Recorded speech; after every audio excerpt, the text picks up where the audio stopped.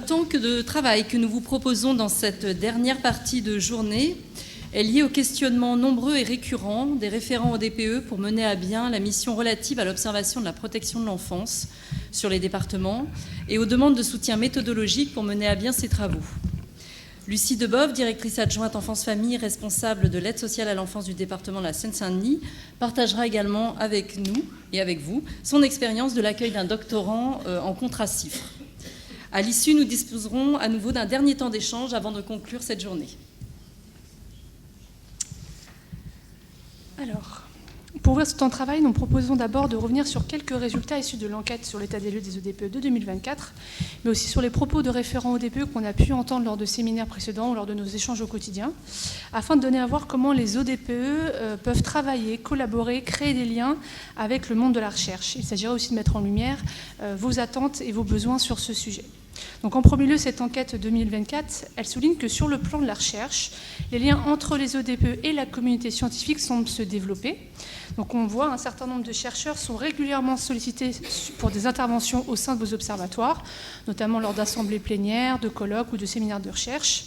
De manière plus ponctuelle, on voit aussi que des chercheurs, des étudiants, des masters ou des doctorants peuvent être aussi associés à vos commissions ou groupes de travail, à des comités techniques, et viennent dans ces cas-là proposer un appui scientifique aux référents ODPE. Donc ça peut prendre la forme d'une co-construction d'outils statistiques, d'un questionnaire d'enquête. Ils peuvent aussi, ces étudiants, vous accompagner sur l'analyse de données ou parfois s'investir auprès de vous dans des études plus longues autour de thématiques repérées.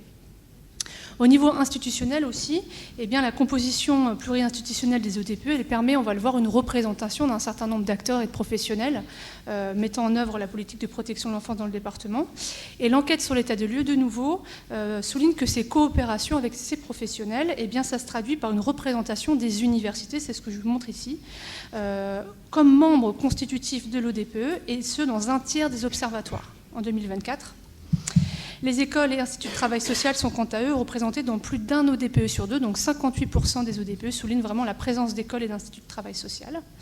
Et de nouveau, cette enquête révèle que 30 ODPE ont fait appel à des étudiants en stage, alors un peu plus qu'en 2020, donc voilà, très largement de niveau master, donc majoritairement aussi en sciences humaines, en droit, en statistique, on a vu des étudiants en statistique, en sciences politiques et dans une moindre mesure en travail social.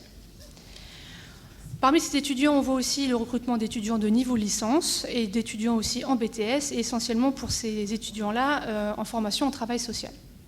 Donc ces étudiants en stage, on va y revenir, sont souvent recrutés au sein de l'ODPE pour un temps court, de quelques semaines à quelques mois. On le voit aussi sur ce diaporama, 2 ODPE financés en 2024, des doctorants en contrat-cifre. C'est un petit peu moins qu'il y a 2 ans, où ils étaient déjà 5. Donc ces 2 départements, c'est Paris et le département de la Loire. Et on va revenir plus précisément dans cet atelier sur les modalités de leur recrutement, justement, à ces étudiants et à ces doctorants en contrat-cifre. Quant à l'animation de notre réseau au quotidien de l'année, eh bien, cette animation a fait émerger l'expression de plusieurs constats observés sur le territoire national. Alors que nous disent les référents ODPE? D'abord, eh bien, une demande de sensibilisation. Voilà, vous êtes nombreux à nous dire qu'on a besoin d'être sensibilisés, d'être formés pour mener à bien une méthodologie d'enquête, des travaux d'études ou exploiter encore des données statistiques. Voilà, tout au long de l'année, en tout cas, on entend cette demande-là récurrente. Et puis aussi, on a aussi cette demande de créer des liens avec la communauté scientifique pour être accompagnés sur les missions qui vous sont confiées, pour vous aider aussi à construire des études, parce qu'on sait très bien que les études longues, des fois, supposent une méthode rigoureuse, et donc vous pouvez être des fois pas suffisamment formé, en tout cas, sur la conduite d'études. Et puis des responsables observatoires disent qu'au-delà d'être sensibilisés, formés, être en lien avec la communauté scientifique, eh bien, ça nous permet aussi d'être sensibilisés à une certaine culture scientifique qui aussi des fois peut faire défaut. Et quand on a une culture scientifique, eh bien, on s'approprie mieux aussi un ensemble de connaissances en protection de l'enfance. Et puis lors du séminaire annuel des ODPE d'il y a 2 ans, je crois, des référents ODPE ont rappelé l'intérêt de mutualiser, de partager des expériences et différentes initiatives départementales en matière de recherche, et aussi qu'on puisse partager au national des partenariats noués avec des universités ou des centres de recherche.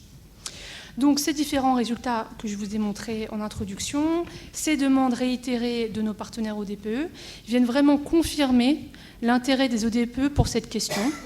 Donc cet atelier, là, cet après-midi, vise finalement à mettre en perspective pour vous un ensemble de ressources qui ne sont pas exhaustives, directement mobilisables pour accompagner les ODPE sur cet enjeu de créer des liens avec la recherche.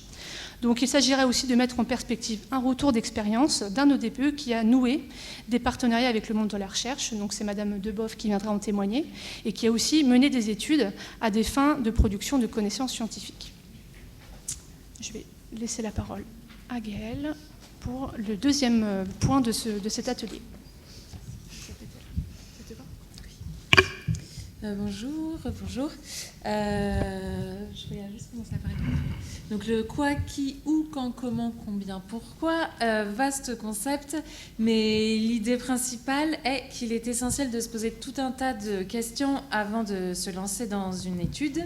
Cette réflexion permet de conforter l'idée qu'une étude qualitative ou quantitative, ou parfois même les deux, est nécessaire et confirmer sa faisabilité.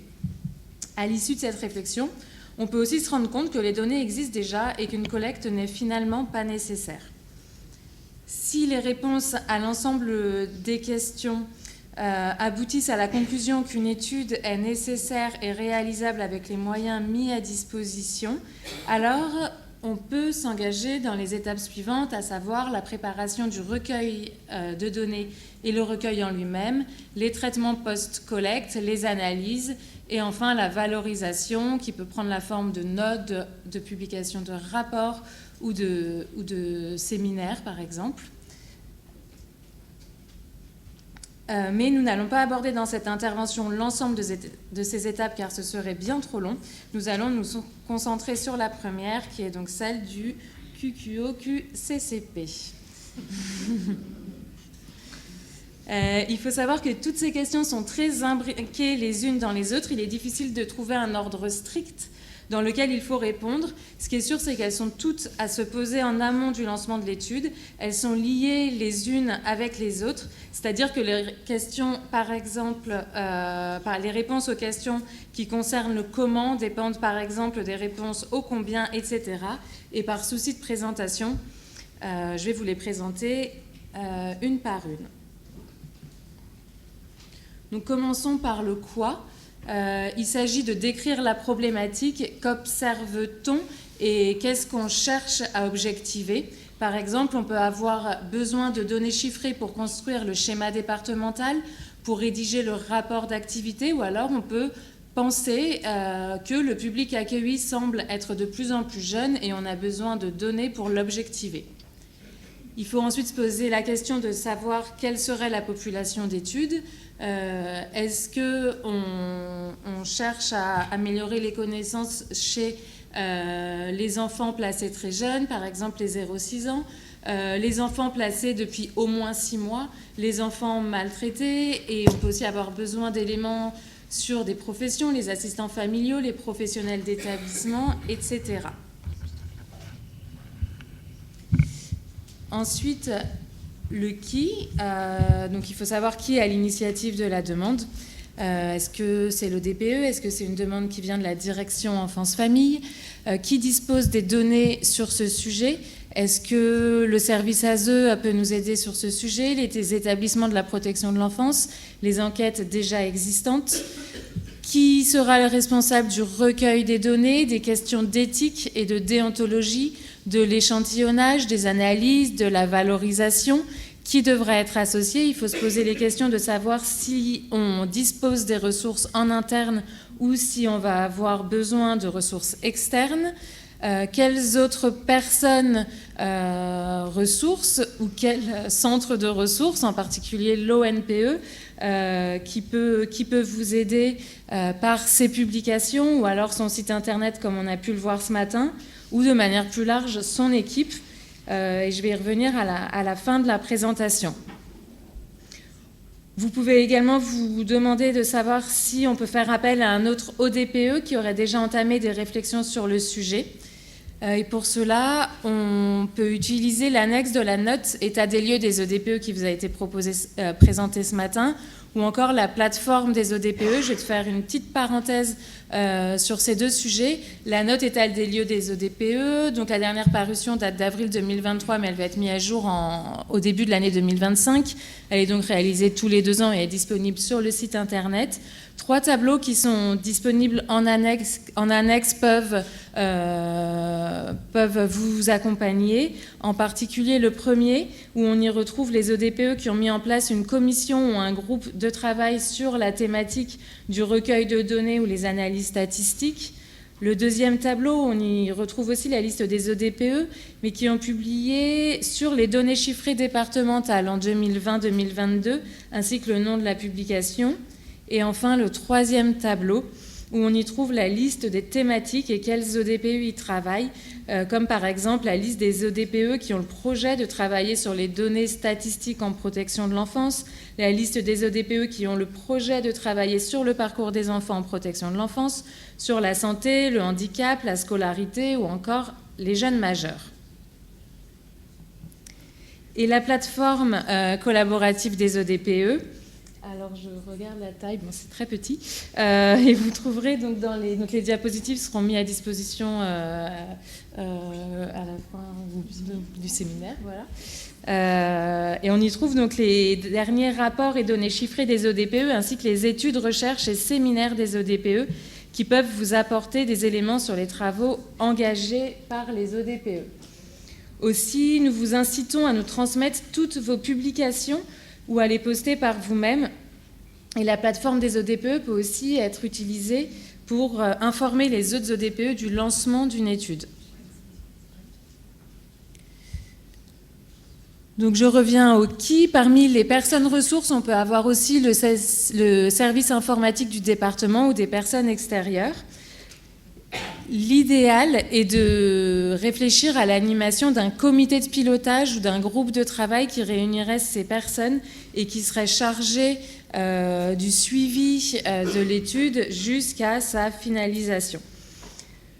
Une enquête se monte très rarement tout seul car elle nécessite des compétences diverses. Il faut notamment beaucoup d'échanges entre les différents services, recherche et métiers. Je vais passer à la question du « où ». Il faut réfléchir donc où interroger la population d'études. Si on s'intéresse au parcours des enfants sortis du dispositif de la protection de l'enfance, on peut penser à des associations d'anciens placés. On peut également, pour d'autres objectifs, penser à des services et établissements de l'ASE, aux CRIP, aux familles d'accueil, etc. Et il est bon de s'interroger sur le périmètre géographique étudié. Est-ce qu'on travaille à l'échelle du département, du territoire ou à l'échelle nationale? Le quand? Quels sont les délais demandés? Je vais m'attarder un petit peu ici pour rappeler qu'une étude prend du temps. Il peut y avoir des pressions institutionnelles, politiques, fortes pour des demandes des chiffres dans les plus brefs délais. Mais il est utile de rappeler ici qu'obtenir des données fiables demande du temps. Si les délais sont trop courts, il sera alors judicieux de se poser la question de savoir si des données semblables existent, ou si on peut s'en servir, ou si un travail sur le même sujet n'est pas envisagé ailleurs. Ou à l'inverse, il faudrait pouvoir convaincre que l'étude n'est pas faisable dans les délais impartis et éventuellement réfléchir soit à étendre les délais, soit à redéfinir le périmètre de l'étude. On peut se poser la question de savoir quand se déroulera le recueil et les différentes étapes, pour quand sont attendus les résultats, et enfin la fréquence, est-ce qu'il s'agit d'une enquête ponctuelle ou périodique? Le comment, donc toute une série de questions autour de la méthodologie à utiliser. Il faut absolument rechercher ce qui existe déjà sur la thématique. Pour ce faire, vous pouvez donc utiliser le site internet de l'ONPE qui peut vous permettre d'avoir une visibilité sur les travaux qui ont pu être publiés sur ce sujet. Il est toujours bon de connaître les éventuelles recherches ou expériences précédentes. Et le mieux est d'utiliser dans la mesure du possible des indicateurs déjà existants. Il faut réfléchir aux moyens de collecte envisagés. Est-ce que c'est une enquête par questionnaire, par téléphone, courrier postal, par mail, en face à face? Elle peut être couplée ou séparée d'ailleurs d'une étude des dossiers. Toutes les questions relatives aux règles déontologiques et éthiques à respecter. Donc sera-t-il question de données sensibles? Comment informer les personnes de l'enquête? Les personnes à contacter seront-elles mineures? Cela nécessitera-t-il un avis de la CNIL? Faut-il anonymiser les données et qui y aura accès? Le logiciel informatique à utiliser? Et enfin, les moyens de restitution à réfléchir avant même le lancement de l'enquête. On peut s'adapter aux différents publics qui peuvent avoir des moyens de restitution différents selon si on s'adresse aux commanditaires, aux professionnels ou aux participants. On peut évoquer ici donc les rapports, les notes, les restitutions collectives ou des synthèses. Ensuite, le combien. Donc combien coûterait l'étude? Avec quels moyens financiers, quels moyens humains, quels besoins en ressources humaines? Est-ce qu'on aura besoin de recruter une personne, soit en CDD, soit en stage, soit un contrat CIFRE, faire appel à un chercheur extérieur, à une convention universitaire? On a besoin de définir précisément ici les tâches pour lesquelles un recrutement sera nécessaire. Est-ce qu'on aura besoin d'un recrutement pour le recueil des données? On peut aussi envisager un recrutement pour retranscrire des entretiens, pour l'exploitation statistique, pour la constitution d'un échantillon représentatif et des traitements post-collecte comme le redressement ou la pondération, plein de tâches très particulières qui nécessitent des profils différents. Et réfléchir aux besoins en ressources financières, est-ce qu'on doit répondre à un appel à projet? Et enfin, définir la taille de la population à étudier. Est-ce qu'on cherche à être représentatif d'une certaine population? Est-ce qu'on cherche une collecte exhaustive? Combien de questionnaires, combien de dossiers à étudier? Et enfin, le pourquoi. Les objectifs doivent être les plus précis possibles. Savoir dans quel but on réalise cette étude, quelle serait la finalité, qu'est-ce qui est attendu. Est-ce qu'on a une volonté, est-ce qu'on a besoin de suivre les évolutions? Auquel cas, il faudra vraiment réfléchir à des indicateurs qu'on peut suivre au fur et à mesure du temps. Est-ce qu'on a besoin de comparer les chiffres? Je vais donner brièvement quelques exemples. On peut avoir besoin de réviser son schéma départemental, adapter le nombre de places d'accueil en fonction de la demande, prendre en considération la parole des personnes anciennement placées. Je vous laisse regarder les différents exemples, mais dans tous les cas, on ne va pas envisager les mêmes études pour répondre à chaque objectif aussi différent. Ce qui est sûr, c'est que les indicateurs recherchés doivent être réfléchis dès cette étape. Ils doivent être pertinents, fiables, accessibles et reproductibles. Et ce n'est qu'après avoir mené une réflexion sur l'ensemble de ces questions qu'on peut décider si cela nécessite une nouvelle collecte de données ou s'il est possible d'utiliser des données ou des résultats d'études déjà existants. Si une nouvelle collecte de données doit avoir lieu, il faut savoir si on envisage plutôt une approche quantitative ou qualitative, ou parfois même croiser les deux approches si on peut. Toutes les réponses à ces questions peuvent figurer dans un document écrit qui peut prendre la forme de protocole d'études, de projets d'enquête ou de notes de cadrage selon les situations. Mais ce qui est sûr, c'est qu'il y a un réel besoin d'écrire, de garder trace de toutes ces réflexions. Et vous dire que l'ONPE, en tant que centre de ressources, ne peut pas accompagner de manière individuelle tous les ODPE autour de ces questions préalables, mais on peut apporter quelques éléments de réponse, en particulier rassembler les ODPE qui travailleraient sur un même sujet. C'est pourquoi je rappelle qu'il est essentiel que nous puissions repérer les travaux des ODPE en cours ou publiés. Donc n'hésitez pas à les partager, soit sur la plateforme des ODPE, comme je viens de vous le dire, soit directement aux personnes référentes du réseau, à savoir Louise et Gaëlle. N'hésitez pas aussi au moment de l'élaboration de la note de cadrage pour des recherches ou pour des études, de nous solliciter pour en échanger. Il faut savoir qu'on peut vous mettre donc en lien avec des autres ODPE qui ont déjà entamé une réflexion sur le même sujet, mais qu'on s'y retrouve aussi, puisque l'amélioration des connaissances en protection de l'enfance, tout le monde a forcément un intérêt à utiliser les mêmes méthodes et les mêmes indicateurs, et à regrouper les travaux des départements entre eux pour leur donner de la visibilité et pouvoir être en mesure de mettre en évidence certaines tendances. Pardon. Merci beaucoup. Donc, après avoir réfléchi sur ces prérequis méthodologiques, va se poser la question pour ce troisième temps, c'est quelles ressources pour la recherche à disposition des ODPE. Et donc, on l'a dit, articuler recherche et pratique, c'est l'une des missions confiées à l'ODPE et qui travaille avec de nombreux ODPE pour soutenir la production et la diffusion de connaissances. Et l'ONPE propose à ce titre un ensemble de ressources exclusivement dédiées aux référents ODPE, à savoir évidemment, ces ressources, elles doivent permettre de créer des liens avec la communauté scientifique, la plateforme, on l'a dit, le séminaire d'aujourd'hui, mais outre ces deux moyens précités, on a d'autres ressources à l'ONPE qui sont mobilisables pour les ODPE dans le cadre de leur projet d'études, dont certaines peuvent être un pont vers la recherche et venir nourrir vos réflexions. Donc ces ressources scientifiques vont vous être présentées dans cette troisième partie. Il s'agira également d'évoquer avec vous des ressources en interne, c'est-à-dire au sein de votre département, que vous pouvez mobiliser pour créer ces ponts avec la recherche. Et sur ce point, on va commencer tout de suite par ce tour des ressources, par du côté de l'ODPE, quelles ressources je peux mobiliser pour créer des liens avec la communauté scientifique. Alors d'abord, c'est évidemment important de rappeler qu'il est possible de s'appuyer sur les membres constitutifs de votre ODPE. Donc pour rappel, la composition des ODPE, elle est définie par le décret de septembre 2016. Et cette composition, elle permet une représentation d'un certain nombre d'acteurs institutionnels et associatifs au sein de l'ODPE et qui, sous l'autorité, vous le savez, du président du conseil départemental, accompagne et participe à la mise en œuvre des missions et plus largement à la politique de protection de l'enfance dans le département.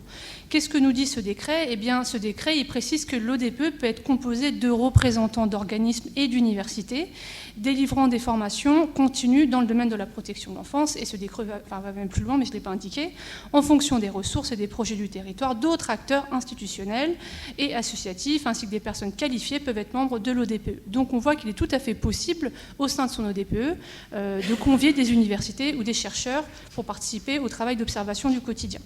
Donc la présence de ces professionnels dans les instances de l'ODPE, forcément ça favorise la mise en place de partenariats locaux. Ces acteurs vont être susceptibles d'accompagner les ODPE pour investir leurs projets d'études. Ils vont aider aussi ces partenaires à créer des liens avec la communauté scientifique, avec des universités, des instituts de formation, et plus largement, ces professionnels vont vous permettre d'avoir accès à un réseau de chercheurs, d'enseignants ou encore d'étudiants, on va le voir. Et on l'a dit précédemment, l'enquête de 2024 sur l'état des lieux des ODPE rappelle que les universités siègent dans un tiers des ODPE. Donc on peut encore, on espère faire mieux. Et les écoles et instituts de travail social sont représentés dans un ODPE sur deux. Donc il faut s'appuyer sur ces partenaires qui peuvent être précieux pour créer des liens avec la communauté scientifique. Et puis outre ce réseau universitaire, l'enquête rappelle qu'il y a aussi d'autres organismes nationaux, comme l'INJEP, donc l'Institut national de la jeunesse et de l'éducation populaire, l'ADRES, l'AUDAS, qui sont aussi des partenaires importants pour l'ODPE pour créer des liens avec la communauté scientifique. Alors, pour mettre ça un peu en pratique, je vous propose de faire un zoom justement sur un ODPE qui a mis en place une collaboration ancienne avec l'Université de Bretagne occidentale. Alors, collaboration ancienne puisqu'elle a démarré en 2004. Et donc, à cette époque, le Conseil général du Finistère a souhaité mener une étude sur le parcours des enfants confiés à son service ASE. Et c'est dans ce cadre qu'il a rédigé un cahier des charges et a contractualisé avec cette université. Donc, l'objectif de cette étude, c'était de faire une analyse en termes de parcours et de trajectoire de placement de jeunes encore pris en charge ou tout juste sortis du dispositif, au regard et une expertise notamment sociologique sur le fonctionnement institutionnel du département. Donc cette étude a eu lieu, puis ensuite cette première collaboration, elle s'est poursuivie, notamment dans le cadre d'autres études en lien avec cette université et d'autres recherches menées conjointement, et aussi notamment au travers des appels à projets de l'ONPE. Donc des conventions de partenariat ont ensuite été rédigées en ce sens, et en parallèle, ce qui est intéressant, c'est que le département a souhaité l'intégration de cette université comme membre de la convention constitutive de l'ODPE du Finistère. Donc cette intégration de l'université comme partie prenante de l'ODPE, eh bien, ça a permis la constitution, comme je vous le disais, d'un réseau de chercheurs. Ça a permis des coopérations régulières avec l'université, le recrutement régulier d'étudiants en stage, et puis, ces dernières années, de 2 contrats CIFRE au sein même de l'ODPE. Donc, qu'est-ce que ça permet, ces partenariats, ces collaborations ? Donc, je vous l'explique, du côté de l'ODPE, ces partenariats, ça vient surtout consolider l'ODPE dans sa fonction de recherche.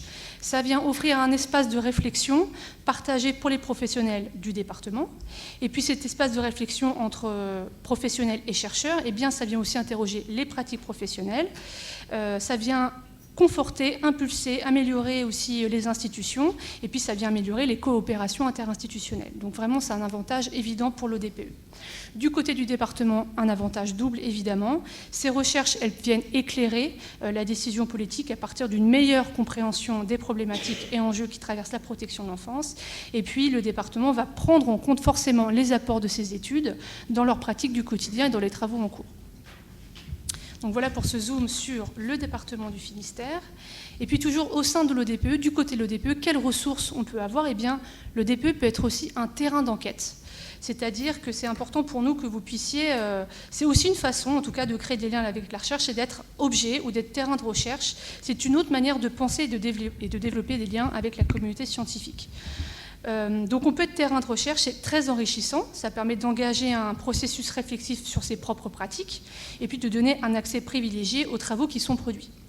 Donc dans ce cas de figure, on rappelle juste qu'il faut être vigilant, forcément par rapport à des garanties apportées lorsque vous vous engagez dans une recherche et quand vous êtes vous-même en position d'enquêter. C'est toujours très intéressant, on l'a dit, ça permet d'avoir un retour sur ces pratiques, mais il faut faire attention à plusieurs choses. D'abord, s'assurer avec le ou les chercheurs, le groupe de chercheurs, que vous êtes, que le cadre, en tout cas, de l'étude a bien été défini avec vous. C'est-à-dire, est-ce que cette étude, elle s'insère dans une validation de diplôme ? Est-ce que c'est plutôt une étude universitaire plus longue ? Est-ce que c'est une commande politique ? C'est ce qu'on revient avec ce qu'on a dit précédemment. On s'assure en amont, quand on est terrain d'enquête, d'un certain nombre de garanties avec le groupe de chercheurs. Est-ce que les objectifs, la méthode, la temporalité sont bien respectés? Est-ce que le chercheur va garantir votre anonymat aussi? C'est-à-dire tout ce que vous allez dire ou communiquer, est-ce que ça va être confidentiel? Il faut aussi veiller à tout ça. Et puis ensuite, l'issue de ce travail, qu'est-ce que ça va donner? Est-ce que ça va donner lieu à un mémoire, à un rapport? Et puis comment va se restituer ce travail-là? Donc on le répète, ça prend du temps, même quand on est terrain d'enquête, ça prend du temps de s'assurer de toutes ces garanties, mais c'est très utile pour produire de la connaissance et puis surtout ça permet d'avoir un retour extrêmement riche sur votre propre activité. Donc maintenant qu'on a fait un peu le tour du côté de l'ODPE, qu'en est-il du côté de l'ONPE ? Oui, alors du côté de l'ONPE, vous connaissez donc l'ensemble de nos ressources qui sont facilement accessibles et mobilisables, avec, pour y revenir très rapidement parce qu'on vous les a présentées ce matin, la diversité de nos publications sous différents formats, les recherches soutenues par le Conseil scientifique de l'ONPE, où vous pouvez notamment y retrouver des outils et des recommandations utiles aux praticiens et décideurs, également nos événements réguliers organisés tout au long de l'année et qui sont maintenant rendus disponibles sur notre chaîne YouTube toute l'année.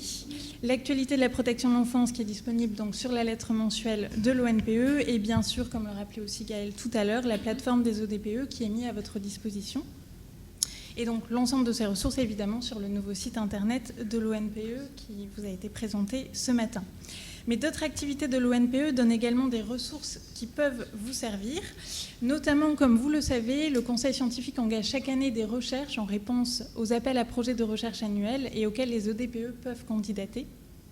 Ces recherches donnent lieu à la publication de rapports qui sont aussi sur notre site internet et qui peuvent vous être très utiles.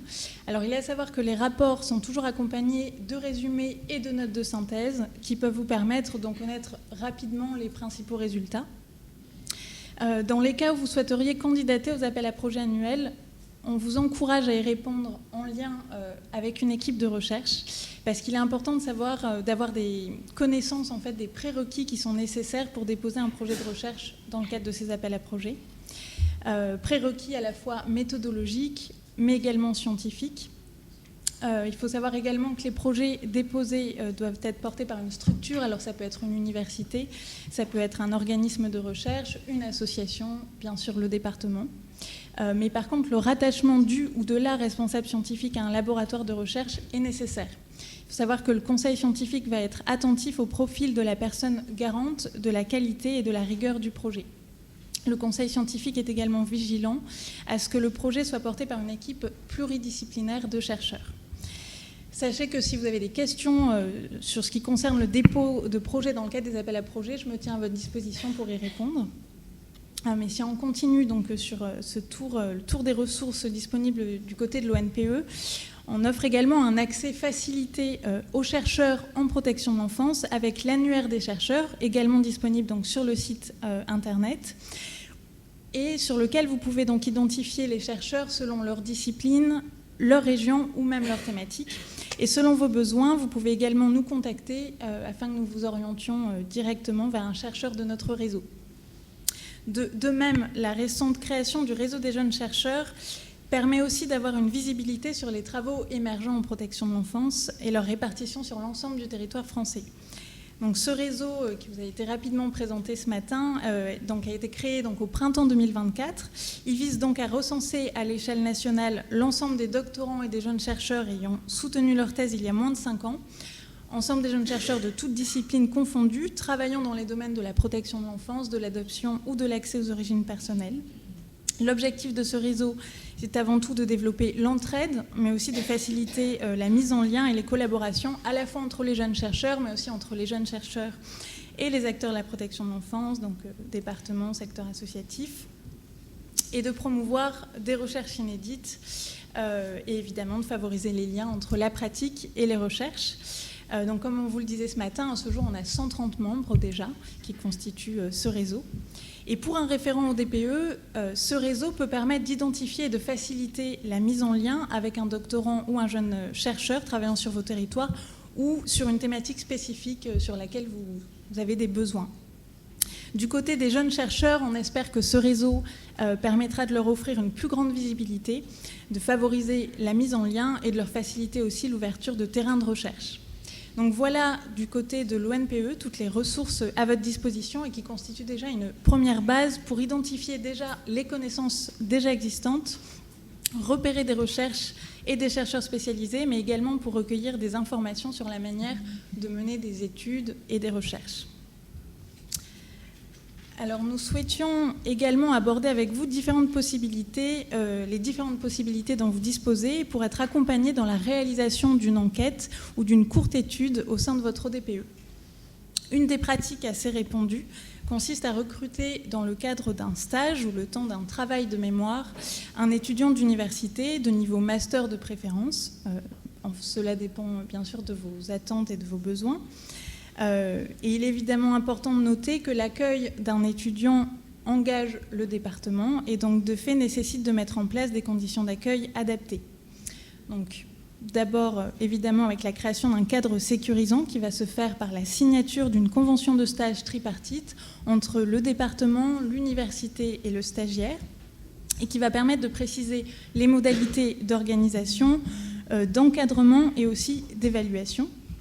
Elle doit permettre de garantir le respect des règles juridiques et déontologiques tout en délimitant au préalable donc la mission, les attendus, la temporalité et les moyens mis à disposition ainsi que la confidentialité des données dont évoquait aussi tout à l'heure Gaëlle. Et d'autre part, l'ONPE a pu remarquer qu'il est essentiel que les étudiants soient encadrés par une personne qualifiée et sensibilisée aux questions de protection de l'enfance.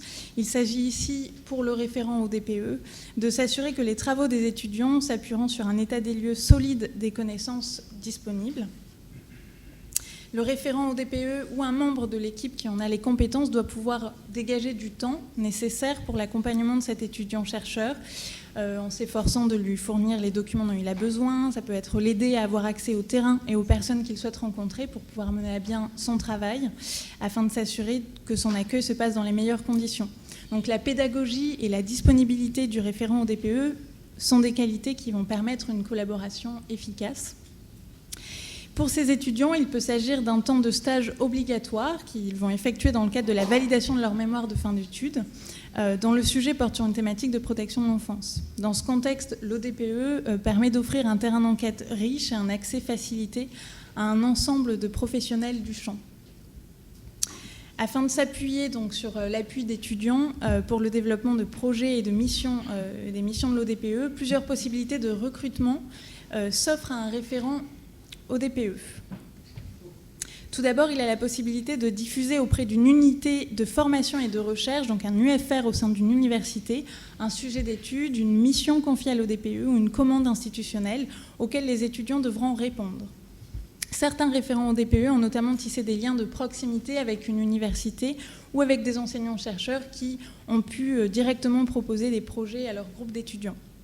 Ensuite, s'ils souhaitent recruter un étudiant dans le cadre d'un stage, cela peut se faire donc, suite à une demande de l'ODPE en réponse à un besoin précis. Ou alors des partenariats peuvent également se créer à la suite d'une demande spontanée d'un étudiant qui prendrait directement attache auprès de la direction enfance-famille et ou du référent de l'observatoire pour proposer un appui sur certains travaux menés au sein de l'ODPE. Enfin, si vous souhaitez réaliser un travail de recherche plus spécifique et sur une période plus longue, et l'inscrire dans une démarche universitaire, vous avez également la possibilité de recruter un doctorant en protection de l'enfance dans le cadre d'une convention industrielle de formation par la recherche, qu'on appelle plus communément CIFRE, qui est un dispositif donc proposé par l'ANRT et financé par le ministère de l'Enseignement supérieur, de la Recherche et de l'Innovation. Ce dispositif CIFRE, créé en 1981, permet aux entreprises, et ici plus particulièrement aux collectivités locales, de bénéficier d'une subvention pour l'embauche d'un jeune doctorant dont le projet de recherche, mené en lien avec un laboratoire extérieur, conduira à la soutenance d'une thèse. Par l'intermédiaire de ce dispositif, la direction enfance-famille recrute un étudiant inscrit en doctorat et déjà diplômé d'un master pour une durée de 3 ans à qui il confie une mission de recherche. Bien que le doctorant en CIFRE rejoigne les effectifs, il est important de s'assurer qu'il bénéficiera d'un accompagnement personnalisé au regard de son profil spécifique. Sur l'enquête ODPE, on a pu constater que les étudiants qui ont été ou qui sont actuellement en contrat CIFRE sont tous issus du champ des sciences humaines et sociales, comme l'évoquait Louise. Ils participent à la réalisation de recherches en protection de l'enfance et contribuent à aider le département à disposer de données quantitatives et qualitatives, scientifiques et rigoureuses. Ces travaux de recherche viennent par ailleurs nourrir les missions confiées aux observatoires. Et des missions spécifiques peuvent lui être confiées, mais il est important de préserver du temps également pour que le doctorant puisse travailler sur sa thèse en parallèle. La demande de CIFRE est une procédure qui reste assez lourde administrativement.